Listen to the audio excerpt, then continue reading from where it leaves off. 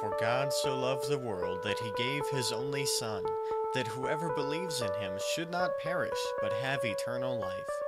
For God did not send his Son into the world to condemn the world, but in order that the world might be saved through him. This is the fourth week of Forgiving and Reconciling, Offering Week.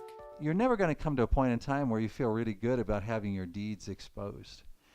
But you'll hopefully come to a point in time where you will recognize that living by the truth means coming into the light.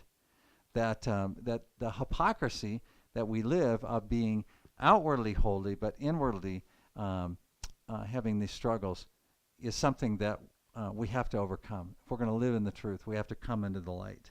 And the reason why we come into the light, it's interesting. It doesn't just say that we come into the light so that we can be it doesn't say we come into the light to be judged, we come into the light to be punished, we come into the light to be rebuked. What it says is we come into the light so that it may be seen plainly that what he has done has been done through God. Now, one category of things that might not come to mind when you think of things that would be being done by God is coming into the light to ask forgiveness for sin. And this month, that was our topic, was forgiveness and reconciliation. And so a lot of times when we've done something wrong, we don't want to come into the light. And when we come into the light, we're actually kind of embarrassed, a little bit sheepish about it, because we're coming into the light to admit that we've done something wrong. We're coming in to confess our sin. But what I want us to see at the close of this month is that is actually a gift from God. Our ability to confess sin, our awareness that what we've done is wrong, our movement into the light to confess it, all of those things are evidence that God is at work in us. And so forgiveness isn't something that we do so that God will start working in our life again. Asking for forgiveness is something that we do as a sign that God is working in our life. So we come into the light.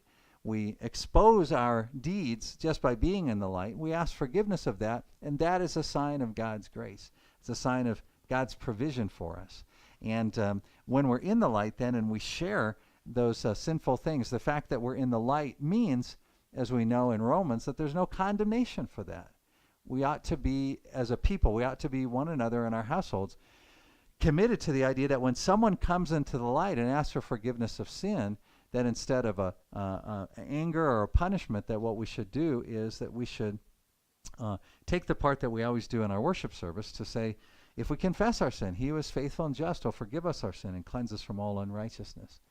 And then we can begin to help restore the person to say, given that this was the sin that you committed, how can we help you overcome this? How can we bring this into the light? Everyone who does wicked things hates the light and does not come to the light, lest his works should be exposed. But whoever does what is true comes to the light, so that it may be clearly seen that his works have been carried out in God. If you would like more information on .W Evangelical Church, check out dotheword.org. Hear the word, do the word. .W